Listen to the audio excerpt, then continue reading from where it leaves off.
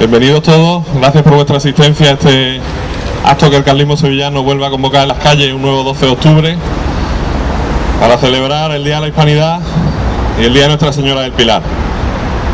Es un acto que no quiere ser un acto patriotero, de eso que nos venden ahora desde el sistema liberal del patriotismo constitucional, sino que quiere y debe ser un acto que exponga todo lo que el carlismo recoge, que no es propio del carlismo, sino que el carlismo recoge que se ha depositado en la tradición durante siglos. Venimos aquí a reivindicar esa tradición histórica y la obra descubridora, civilizadora y sobre todo evangelizadora de España en el mundo y de la monarquía católica hispánica. Y en estos días pensaba qué podía decir para que no fuera a repetir lo mismo todos los años, aunque es difícil, y además hacerlo breve. Lo quería hacer breve por dos razones. La primera, pues por no aburriros. Y la segunda, porque cuando fuimos a convocar el acto para las 12 del mediodía, como otros años, pues nos informaron de que otra asociación, en tiempo y forma y cumpliendo los plazos legales, había informado de que iba a terminar un acto suyo aquí mismo, o bueno, aquí mismo no, ahí, el monumento a Colón y al descubrimiento que el 12 de octubre el Ayuntamiento de Sevilla tiene cerrado, cosas de las administraciones partitocráticas. Pues había un acto que terminaba aquí pues al final de la mañana a mediodía, y entonces indagué quién convocaba un acto que terminara aquí un 12 de octubre, y no fue hasta ayer que pude ver quién era. Y es una asociación denominada Feministas, que tiene hoy un camino por varios sitios de la ciudad, que ya están en marcha, van a varios puntos de la ciudad y terminan la última estación la tenían aquí. Y marchan, dicen, en un camino decolonial, denunciando que el colonialismo heteropatriarcal oprime al mundo, a los pueblos, etcétera, etcétera, etcétera. Entre las paradas de su camino, una de las que van a hacer es reivindicar el legado que ellas tienen como feministas andalusí, que según ellas el colonialismo castellano estirpó de estas tierras y las hizo muy desgraciadas. En fin, una asociación feminista que se reivindica andalusí, cosas que pasan.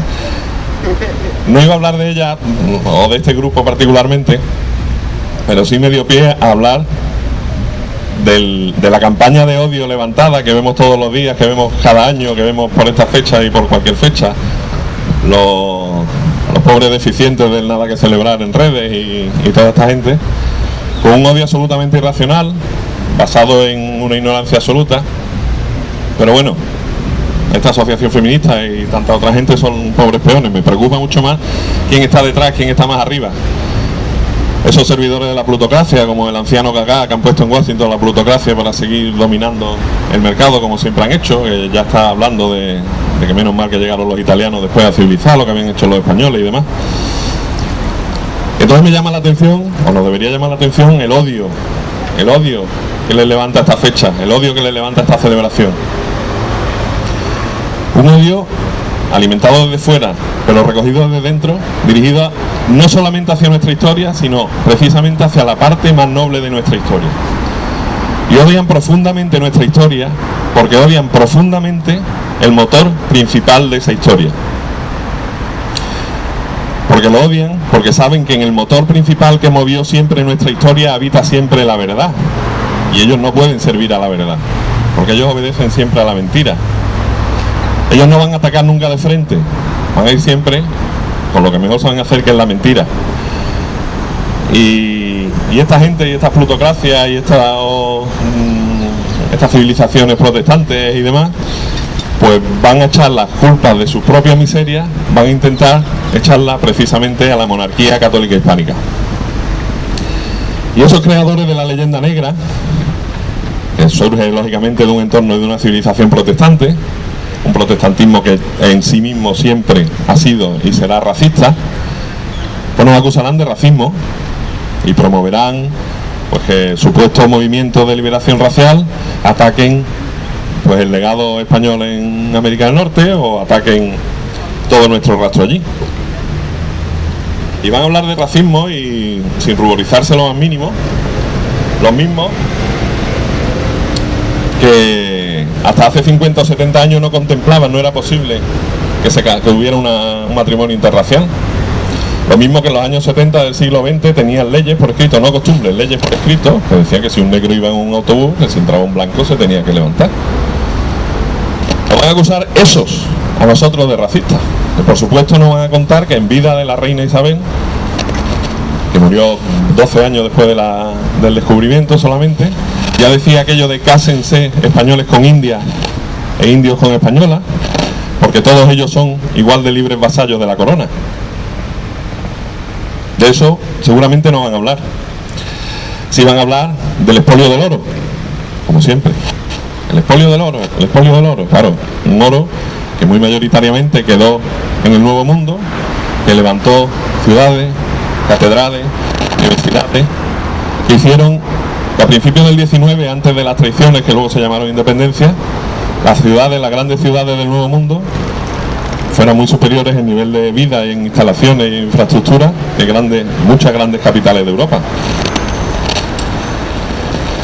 Pero claro, ellos tienen otro arma, que es Hollywood, y ellos nos venderán, mientras nos cuentan el expolio del oro y pintarán un malvado español que se lleva el oro del pobrecito indio, pues nos pintarán bravos jinetes que cabalgan por las praderas hacia el oeste, atacados por unos salvajes indios que les cortaban la cabellera. Pero en Hollywood no nos van a contar que esas cabalgadas hacia el oeste se acentuaron cuando se corrió la voz que en la costa oeste había oro, y fueron allí impulsados por las grandes compañías y con permiso y orden de sus propias autoridades, no solamente de explotar aquel oro, sino de matar a cuantos indios pudieran para que no estorbaran en la explotación del oro.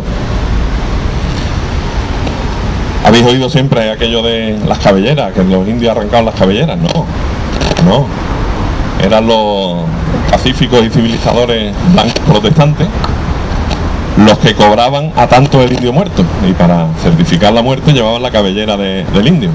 Pero eso Hollywood no nos lo va a contar. Como tampoco nos va a contar ninguno de los que hablan del expolio del oro, que hoy, aún hoy, en el siglo XXI, en un solo año, cada año, se extrae más oro de las minas de la América española de la que se extrajo en toda la vigencia de la monarquía católica hispana en América, con una diferencia, con que ya Felipe II dictó que la jornada de trabajo no pasara las 8 horas, y ese oro, como hablábamos antes, se quedaba allí, se levantaban catedrales, se levantaban ciudades, se levantaban universidades, mientras que hoy son compañías extranjeras las que tienen en régimen de esclavitud a los obreros indios, los que se llevan toda la ganancia, los que dejan allí solo la miseria y la contaminación, y son los que en su día pagaron las 30 monedas a los que hoy llaman libertadores y no fueron más que traidores a la patria. Hablarán también los defensores de la leyenda negra, los que alimentan ese odio, de un genocidio cultural de los pueblos precolombinos. Pero resulta que desde el mismo siglo XVI ya se documentaron la gramática de las lenguas precolombinas, antes que varias gramáticas de lenguas españolas, de lenguas europeas. Y que fue la corona la que impulsó esa documentación, y fueron las órdenes religiosas, los frailes, los que se dedicaron a la ingente labor de recopilar, documentar y realizar esa gramática, precisamente para poder evangelizar a los pueblos americanos, siguiendo así el fin principal que les movía. Es un extraño genocidio cultural ese. O bueno, podemos seguir viendo los bailes regionales de aquella zona, los vestidos, los trajes típicos de la zona, o las arquitecturas de las ciudades de América, de la América hispana. Y yo reto a cualquiera a que me presente cualquier cosa similar en las colonias inglesas del norte, o en Oceanía, o en cualquier otro sitio donde esa raza de asesinos fue expandiéndose. Podríamos seguir y no habría ningún país, no encontraríamos en la expansión de ningún otro imperio algo comparable. Y la pregunta es, ¿por qué ese odio? Respondemos que bueno, que obedece a una campaña de propaganda que es brutal, demasiado fuerte desde todos los medios, el apoyo fundamental de la industria que llaman ahora cultural, de los titiriteros, etcétera, etcétera. Y que la gente acepta todo ese discurso sin cuestionarse absolutamente nada. Pero eso sería analizar el efecto de esa campaña. Pero lo verdaderamente importante es qué es lo que mueve, qué es lo que instiga, qué es lo que inspira esa campaña. A lo mejor le surge el odio del resultado económico, ¿vale? Porque vieron que los territorios de la monarquía hispánica era el mayor mercado del mundo, mientras que ellos se dedicaban a pastorear ovejas y a la piratería, porque era lo único que sabían y podían hacer.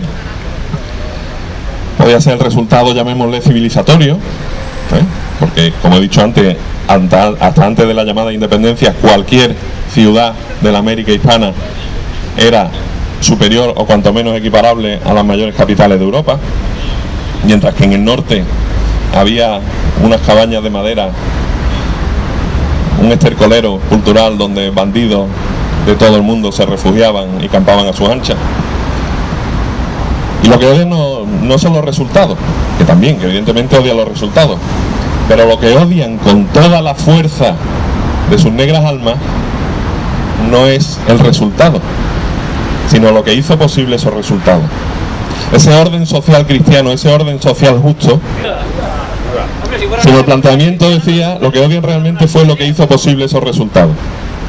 Y lo que hizo posible esos resultados lo vemos en la historia de España, lo vemos como cuando la reina Isabel, ante la oferta de una campaña que parecía descabellada, duda, y su confesor le dice: pero majestad, ¿cuántas almas podemos ganar para Cristo? Y ahí se decide el viaje de Colón. O cuando su nieto, el emperador Carlos, hace lo que nunca, jamás ningún imperio hizo: detiene toda la campaña y reúne a los mayores filósofos y teólogos para asegurarse de la moralidad de la campaña. Y solo cuando lo certifica y se vistan las leyes nuevas y se vista mucha más legislación de protección a los naturales de la América hispana, entonces se continúa. O podemos ver en su bisnieto, el hijo del emperador Carlos, cuando todos los consejeros le dicen: majestad, en esas islas de Asia, ahí no hay nada. Y él dice: pero hay almas. Y mandó sus naves llenas de misioneros a Filipinas. Eso es realmente lo que hace distinta nuestra historia. Y eso es precisamente lo que no pueden perdonar. Lo que el enemigo odia. Lo que ha odiado siempre, desde su rebelión y su caída. Esa es nuestra gloria. La monarquía católica hispana, que fue siempre ejemplo del más noble gobierno. Porque no hay más noble gobierno que el que busca siempre el bien común de sus súbditos. Y no hay mayor bien común que el de acercar a todas las almas posibles todos los medios de salvación. Y eso significa lo que significa. Y con ello no se justifica a nadie que bajo aquellas banderas cometiera tropelías y, bueno, los episodios que siempre estos odiadores van a sacar. Nos movió llevar la cruz al confín del mundo. Y por eso, los que odian la cruz odian nuestra historia, no hay otra razón. Y para terminar, quiero recordar una cosa: no equivoquemos nunca el objetivo de nuestra crítica ni el objeto de nuestra defensa. Hace unos días en el Círculo teníamos la proyección de la película Apocalipto,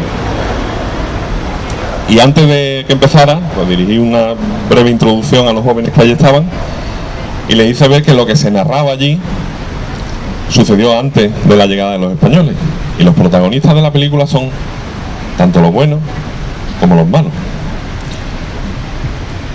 No caigamos en el juego de la dialéctica moderna, que pretende oponer al indigenismo, a la leyenda del indigenismo, la leyenda de que menos mal que fuimos los blancos allí y redimimos a aquellos monos salvajes. No, porque no es así. Porque aquellos que estaban allí, lo que le llevamos fue la cruz y la civilización, y fue gracias a nuestra fusión con ella lo que consiguió toda la obra posterior. Porque allá había imperios tiránicos, había sacrificio, había esclavitud, y claro que sí, pero había otros pueblos con sus familias, con sus sociedades, con su organización, vamos a llamarla tradicional, que era víctima de esas tiranías. Y de llevarles la cruz, de evangelizarles y de la mezcla de nuestra sangre, es de donde surge la gran obra española de América, no hay otra. Recordad, cuando se toma Tenochtitlán, cuando Cortés con un pequeño puñado de españoles va acaudillando a miles y miles de guerreros indios contra otros guerreros indios, los jefes de los chacaltecas son los que quieren pasar a cuchillo a todos los aztecas, quieren venganza. Y Cortés, o mejor dicho, España, la civilización cristiana, la cristiandad, por mano de Cortés, es el que detiene el odio de aquel caudillo y le dice: no, aquí empieza una historia nueva. Y allí empezó la historia de lo que luego fue la Christianitas Minor, de la hispanidad, de la expansión de la cruz en el mundo, y esa y no otra es nuestra gloria. Esa es la gloria de la patria que, como escribió Pemán, supo seguir bajo el azul del mar el caminar del sol. Por eso reivindicamos y reivindicaremos siempre la obra de la monarquía católica hispana y su fruto, la hispanidad. ¡Viva España! ¡Viva! ¡Viva la hispanidad! ¡Viva! ¡Viva la monarquía católica! ¡Viva! ¡Viva Cristo Rey! ¡Viva!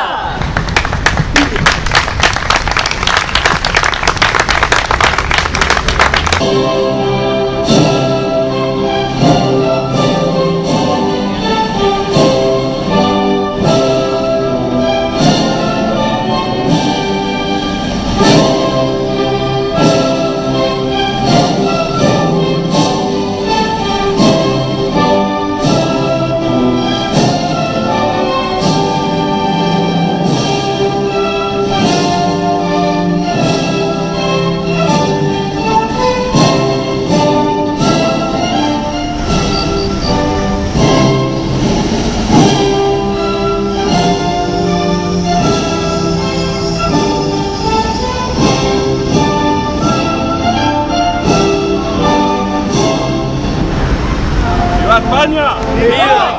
¡Viva la monarquía católica! ¡Viva! ¡Viva Cristo Rey! ¡Viva!